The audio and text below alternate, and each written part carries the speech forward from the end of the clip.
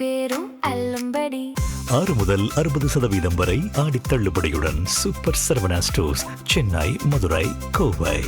திருட்டு வழக்கில் தொடர்புடைய நபருக்கு அரசு வழக்கறிஞர் பதவி வழங்கியிருப்பது தற்போது பேசுபொருளாகி உள்ளது.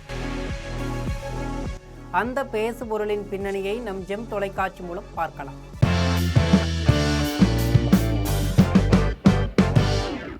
அரசு நியமனங்களில் ஏற்கனவே பல்வேறு பதவிகள் வழங்கப்படுவது சர்ச்சையாகி வரும் சூழல்ல வாணியம்பாடியில் மீண்டும் ஒரு சலசலப்பு கிளம்பியுள்ளது. ஆடு திருட்டு வழக்கில் தொடர்புடைய வழக்கறிஞருக்கு அரசு தரப்பு முதன்மை பதவி வழங்கப்பட்டிருப்பது பரபரப்பையும் விவாதத்தையும் கிளப்பியுள்ளது. நீதிமன்றத்தில் வழக்கு நிலுவையில் உள்ள ஒருவரை உரிய பின்னணி சரிபார்ப்பு இல்லாமல் அரசு வழக்கறிஞராக நியமித்தது ஏன் என்ற கேள்வியும் பரவலாக எழுந்துள்ளது.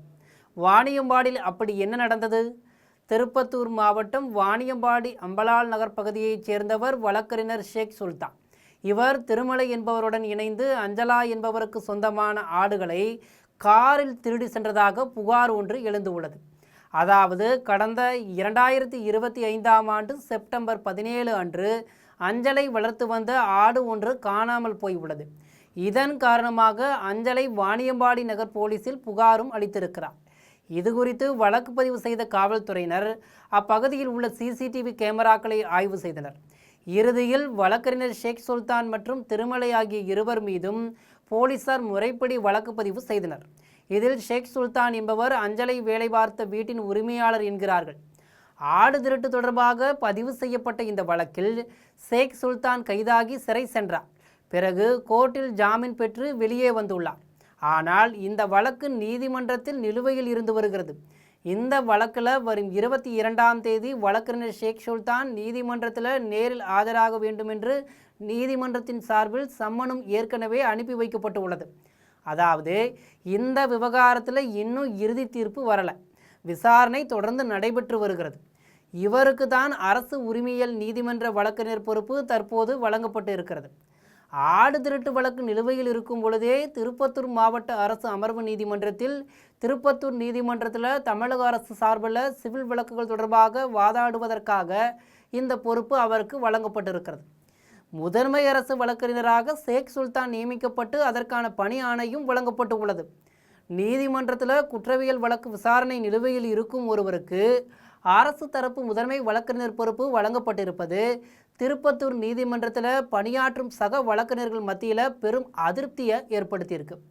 பொதுவாக குற்றம் சாட்டப்பட்ட நபர்களுக்கு எதிராக நீதிமன்றத்தில் அரசு தரப்பின் வாதங்களை வலுவாக முன்வைத்து சாட்சிகளிடம் குறுக்கு விசாரணை நடத்துவது அரசு வழக்கறிஞர்களின் முதன்மை பொறுப்பாகும். அது மட்டுமல்லாமல் சட்டம் ஒழுங்கை நிலைநாட்டுவதிலும் பாதிக்கப்பட்ட மக்களுக்கு நீதியை பெற்றுத்தருவதிலும் இவர்களின் பணி மிக முக்கியமானது. சட்டம் ஒழுங்கை பாதுகாக்க வேண்டிய இத்தகைய பொறுப்பு வாய்ந்த பணிக்கு ஒருவரை நியமிக்கும் போது சம்பந்தப்பட்ட நபர் குறித்து அரசு நிர்வாகம் உரிய பின்னணிகளை சரிபார்த்து முறையாக நடத்த வேண்டும். அரசு தரப்பு வழக்கறிஞர்களை நியமிக்கும் முன்பு அவர்கள் மீதும் ஏதேனும் குற்ற பின்னணி உள்ளதா, வழக்குகள் ஏதேனும் நிலுவையில் உள்ளதா என்றெல்லாம் சரிபார்க்க விசாரணை செய்து அதனை பிறகே பணி ஆணை வழங்கப்பட வேண்டும். இல்லாவிட்டால் இதுபோன்ற நியமனங்கள் அரசு தரப்பு வழக்கறிஞர்கள் மீதான மக்கள் நம்பிக்கையை பாதிக்கக்கூடும். அதனால் இதுபோன்ற நியமனங்களில் கூடுதல் கவனம் தேவை என்றும் அவர்கள் வலியுறுத்துகின்றனர். நீதிமன்றத்தில் நேரில் ஆஜராக சம்மன் அனுப்பப்பட்டுள்ள ஒரு நபர் அரசு தரப்பில் முதன்மை வழக்கறிஞராக நியமிக்கப்பட்டுள்ள இந்த சம்பவம் தற்போது திருப்பத்தூர் பகுதியில் பேசுபொருளாக மாறி வருகிறது. இதனிடையே தமிழ்நாடு வனத்துறை அமைச்சர் ரஞ்சித்குமார் செய்தியாளர்களை சந்தித்து பேசினார். அப்போது திருப்பத்தூர் மாவட்டத்தில் அரசு பொறுப்புகளுக்கு பணம் வாங்கி கொண்டு பதவியளிப்பதாக குற்றச்சாட்டு எழுந்துள்ளது குறித்து செய்தியாளர்கள் அவரிடம் கேள்வி எழுப்பினர். அதற்கு அமைச்சர் ரஞ்சித்குமார், மக்களிடம் பணம் வாங்கக்கூடாது என்று முதலமைச்சர் எங்களிடம் சத்தியம் வாங்கி உள்ளார். என்னுடைய பெயரை தவறாக பயன்படுத்துபவர்கள் மீது ஆதாரபூர்வமாக குற்றச்சாட்டை சொன்னால் அவர் தாவேக்க நிர்வாகியாக இருந்தாலும் சரி அவரை ஜெயிலில் போடுவேன் என காட்டமாக தெரிவிச்சிருக்கார். கூட விவசாயத்திற்கு உரம் போட வேணும்னா திருடுனா கூட கேஸ் போடுற இந்த காலத்தில் ஒரு ஆட்டோட விலை 8000 முதல் 12000 வரை போகுது.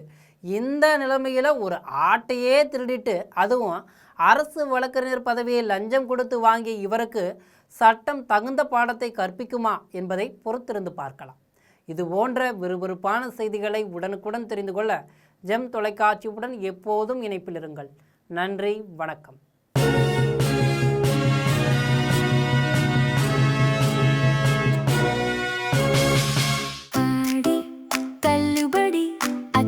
பேரும் அல்லும்படி 6 முதல் 60% வரை ஆடி தள்ளுபடியுடன் சூப்பர் சரவணா ஸ்டோர்ஸ், சென்னை, மதுரை, கோவை.